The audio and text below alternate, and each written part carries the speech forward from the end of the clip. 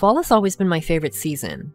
I'm sorry to everyone who prefers boiling themselves alive in the summer or freezing to death during winter, but I find comfort in fall. It's the perfect in-between for me. It's not too hot, not too cold. I can finally start wearing comfy sweaters and have a hot cocoa on the side. The leaves are changing color, so it's pretty. My seasonal allergies are gone, but most importantly, Halloween is right around the corner. No matter how old I get, every year I get this huge surge of excitement from mid-September all the way till Halloween. October to me has always been synonymous with horror movies, scary games, and tons of candy. Obviously, I don't limit myself to a month per year to enjoy horror stuff, but you know, it helps to set the mood, right? Growing up with Canadian-American media, I've been exposed to my fair share of shows, movies, books that lean more on the creepy side.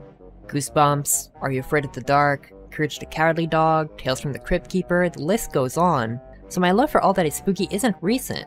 It might sound pretty lame now, but as a kid, I remember one of the reasons I was looking forward to Halloween so much was that every year there would be a new Simpsons Treehouse of Horror. I find myself rewatching them every once in a while, just to soak in that Halloween spirit. Oh, there, Hugo, I understand. Those years caged up in here, why, you've probably never even seen your own face in the mirror, have you?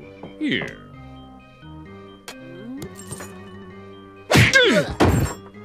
We think we saw Hugo at the airport. He was boarding a plane to Switzerland. Oh. Scenes like this just never get old to me.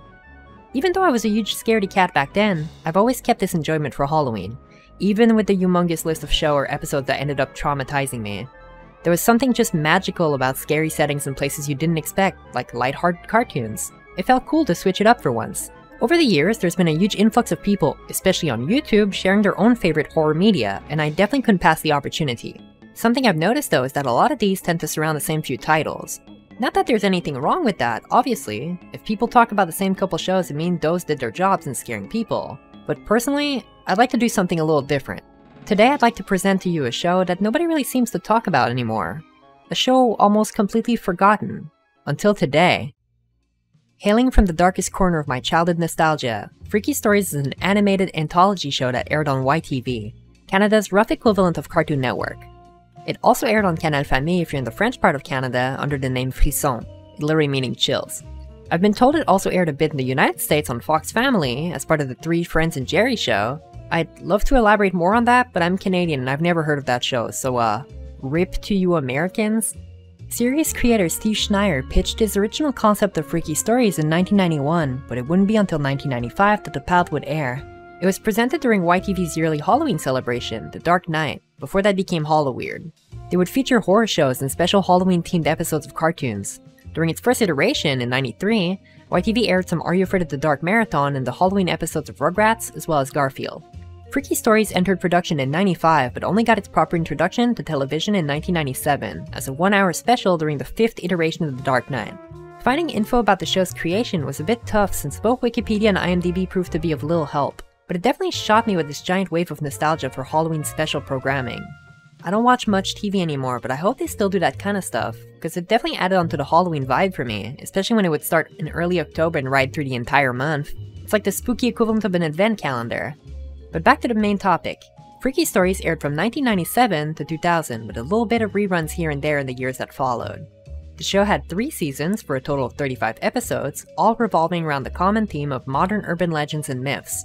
You know, stories like the alligator in the sewer, the disappearing hitchhiker, stuff you've probably heard around a campfire as a scary bedtime story. Imagine Twilight Zone, but animated and slightly more child-friendly. Nowadays though, the show almost completely disappeared into obscurity, but I think it's worth discussion regardless. It'd be cool if I managed to convince at least a couple of you to give the show a shot. Freaky Stories' core structure is best explained if separated in 2 parts, live action and animated. Each episode starts in Ted's Diner, the setting for the live-action puppet segment where we'll meet our main cast. There's Rosie, voiced by Jane Eastwood. She's the off-screen voice of a waitress who works at the diner. Hey, get a grip, can't you see I'm mopping here? There's Larry the Cockroach, voiced by James Rankin. He's the penultimate parody of a late-night TV host who uses humor at the expense of his colleague. I should get danger pay for being so close to this part of Maurice. Hold on. Maurice the Maggot, voiced by Dan Redican, is probably the best and worst addition to the show at the same time.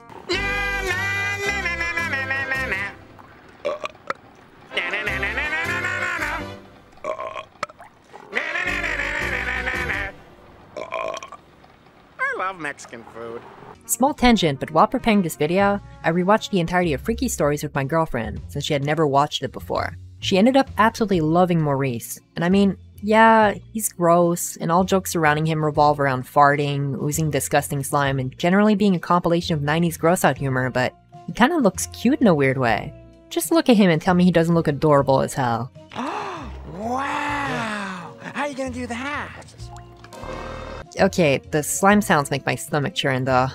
That's mostly what people remember from the show, the opening skits with Larry and Maurice. Most people will see this video's thumbnail and recognize it solely because of them, or at least more than if I put, let's say, art from the actual stories. And behind this 12-inch thick layer of slime and crass, there's some pretty funny moments like, Oh, stupid am I? Yeah, I'm stupid. I ended up liking him a little more than I initially thought. So anyway, these two charming and lovable bugs will intertwine their skits with animation that act as the second part of the show, the Freaky Stories themselves. There's 4 animated segments per episode, and each of them start with the same sentence. Alright, this is a true story. It happened to a friend of mine. This is a true story. It happened to a friend of mine. This is a true story. It happened to a friend of mine. It really helps to sell the mood of creepy stories being passed down from person to person. The series would start really strong with Season 1's thematic approach. Each episode, so each set of 4 stories, would be linked by their themes. Like Episode 1 is titled The Big Queasy. You can probably guess what that entails when there's literally a story about what hot dogs are made of, immediately followed by a story of a grandma licking nuts clean. Now that I think of it, I should have probably worded that differently, huh? I find it kind of a shame that the later seasons don't follow the same formula, but you know, it didn't remove any enjoyment of the series for me, especially when some of the better episodes were found later down the road. I'm really holding myself back from spoiling every episode's twist. As much as I want to elaborate on each of them and go through every detail, figuring out the spin to the ending, the moment that makes you go, ah, is what makes Freaky Stories so enjoyable. Each tale starts really smoothly, building up slowly until BAM! The massaging mattress you slept on at the motel? Yeah, that's full of cockroaches. Have a good night, sleep well, don't let the bed bugs bite. I already said the show is gross, right? Well, it really doesn't hold back. By all means, none of it is offensive to the point of turning it off, but you know, I like to watch those while eating dinner, so fuck me, right? Also, I don't know, maybe I'm making a bigger deal out of this than necessary, but the show really likes reusing the dead animal trope. The first season has multiple instances of this, animal meeting their untimely demise in grisly ways. Like a cat getting ran over by a car in episode 1, a dead rabbit getting dragged up its grave in episode 3, and even a bird getting crushed to death in episode 4. I know it's easy shock value, but can we please use something else? I'm already worried enough about my cat getting her claws stuck in my blanket. I don't want to have to face its eventual mortality. No. Wait. I take it back. Bring back the dead bird, please. I'm not exactly creeped out by bugs most of the time, but some episodes really push it. I already mentioned the lovely concept that is a mattress filled with cockroaches. Just writing that sentence made a chill run down my spine. But how would you feel about Miss Cheerleader here, who used so much hairspray that it created an impenetrable hairdo, secretly hiding a spider's nest? Alright, I know I'm not giving the show enough credit. It's explained that maintaining a hairstyle like that requires a lot of effort, and that our protagonist, Cindy, is very lazy. So she doesn't wash her hair, she just slaps on a complicated mixture of plutonium hydroxide and glue, and then seals it with hairspray? Can we please explain how a teenager just owns plutonium like that? No? Alright, putting back on my suspension of disbelief. Obviously, those are all handpicked examples. The entire series isn't all overly gross or too scary. Some episodes are pretty laid back with stories about misfortune or accidents rather than your stereotypical hook-handed murderers. Even though that episode was really cool, they made a musical out of it. Watch out for the hook. Watch out for the hook. Watch out for the hook. Watch out for the hook. An episode I remember that's a bit more fitting in the category of ironic misfortune would be Season 1, Episode 8, Segment 3. I know said like that, it's quite the mouthful. Free Gas is the story of Murray, a guy who loves to mooch off of people. You know, borrowing stuff with no intent of giving it back? The type of person you've lent your copy of Tekken for but never saw it again. You know who you are. Personal grudge aside, our protagonist ends up with an empty tank of gas on the road at night. Luckily enough, there's an RV ahead of him and he gets the brilliant idea to suck the gas out of the tank. I don't know the technicality of it, I don't drive nor have I ever thought about putting my lips on someone's car, not judging, just saying, but isn't it already gross enough? Like, you need more? Well, turns out what he was siphoning wasn't the gas tank, it was a septic tank. Let us raise our glass to poop jokes, the finest of them all. Also, for some reason, the story's main character ends up being a landlord in another episode. Like, gee, on top of constantly mooching off of people, he's a stingy landlord too? What a guy. Since Freaky Stories offers a lot of different themes, the animation style tends to reflect that. Apparently this was done purposefully in hope to keep the viewer's attention, but I don't know, maybe I'm just simple-minded enough, but morbid curiosity dictates that if you start a story, I'd like to hear the end of it, especially when it comes to urban legends. These stories are interesting enough by themselves to keep me coming back, but I can't help but appreciate the variety of art style. Spicing things up is always welcome. Big fan of the noir episode with the detective guy, or the one about the mortician's daughter. The show would end up reusing a few art styles for later episodes and seasons, but it rotates enough that none of them overstay their welcome. Obviously, I know how expensive and labor-intensive making a cartoon is, so it's no surprise to see character design being reused. It never took me out of the story. Some episodes are sequel to previous one, featuring the same characters but in different situations, and sometimes it's just color swaps. There's no shame to that. They also change the narrator every segment to match the story's tone, so each episode feels different. I'm not exactly well versed with audio stuff, you can probably tell by the mixing on this video, but something I've noticed, mostly from the start of season 1, is that the background music is really loud compared to the voice acting. Sometimes it just overtakes everything else. Maybe I'm to blame since I usually wear headphones to listen to this stuff, but please, have a listen. This is a true story. It happened to a friend of mine. Alice, a computer science major just like me. It's like some alternate universe Rugrats background music. It's like the sound of someone drilling inside my teeth. Thankfully, it only happens at the start of season 1. They got the background music under control for later episodes, but still, if you're planning on watching the show, maybe get ready for that. I spent a couple days rewatching Freaky Stories for this video, and I constantly had this weird feeling in the back of my head, almost like I'd already watched all of it. A lot of the episodes would start and I'd instantly remember the twist. I have memories of watching this show as a kid, but it was kinda all blurry up until recently. Last time I remember sitting down and watching Freaky Stories on TV, or at all, was easily 10, 15 years ago? But I guess that stuff never leaves you, huh? Plus on top of that, a lot of the themes are straight up taken from urban legends, so I'm not some sort of super genius for putting 2 and 2 together.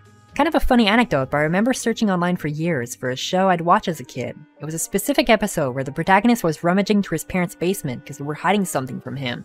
I didn't have any luck finding out where it came from what show it was, or if it was even real. I got tired of searching eventually, and I figured out it must have been a mix of a few shows like Tales from the Crypt Keeper, but I had a feeling the art style was just too different from that. Well, Freaky Stories' 3rd season answered that question for me. Episode 4, Segment 1, called Mark IV, an episode in which, big spoilers, some kid who's really good at baseball figures out that his parents are indeed hiding something from him in their basement. Robots made for the sole purpose of being good at baseball, and turns out our protagonist is the 4th attempt, with a 5th one nearing completion, almost ready to replace him. I'm really glad it ended up being an actual thing and not just me imagining stuff. I'm pretty sure that frantically looking up robot basement episode on Google for the last 12 years must have alerted the FBI onto something. Speaking of FBI, speaking of season 3 of course, they're instantly whipping out the X-Files parody with the first episode. Special Agent Wolf Muddler and his partner, Special Agent Dina Skelly, going out in the field to investigate a forest fire and find the identity of a scuba diver found in the scene, with no body of water nearby. It's even called the Y-Files. Just legally distinct enough not to get sued by 20th Century Fox. I kinda miss this trend of crossover episodes and parodies. Can we bring back Mulder and Scully and something else? No, not the Simpsons episode, something more recent. Next thing you know, my monkey paw will curl and they'll both end up in Dead by Daylight or Fortnite or something. Admittedly, I went into this video mostly with the memories I had of watching this show as a kid, and since it's been years, I kinda hyped myself up before rewatching it. From memory alone, I remember the show being shrouded in mystery and scariness. When I was younger, a couple of episodes generally terrified me, but now things have changed quite a bit. When I first started writing this part of the video, my argument was that season 3 took itself less seriously than the first 2 seasons, and that's partly true. They definitely moved on from the usual urban legends everybody heard to more original stories, which led to some really cheesy stuff. But I'd be lying if I said the first half of the series wasn't just as corny. I've gone over every episode twice now, and the more I rewatch it, the more I realize the entire series is goofy, and there's nothing wrong with that.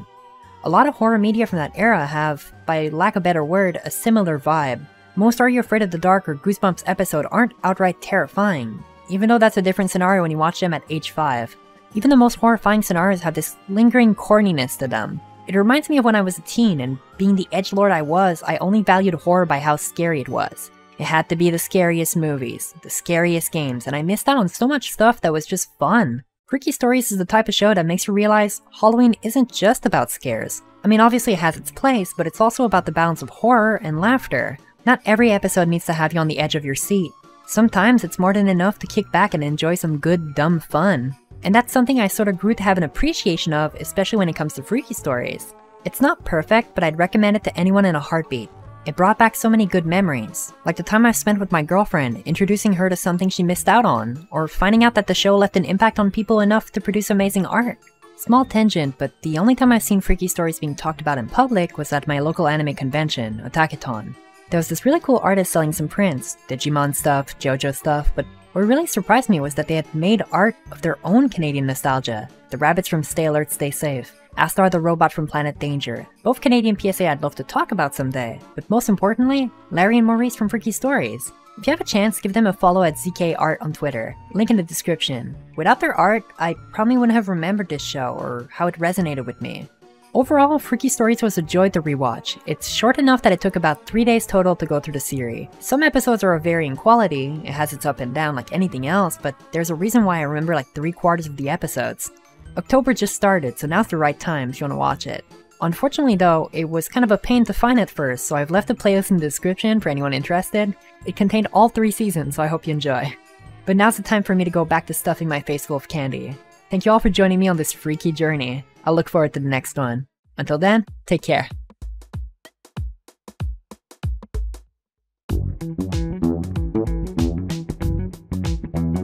Thank you.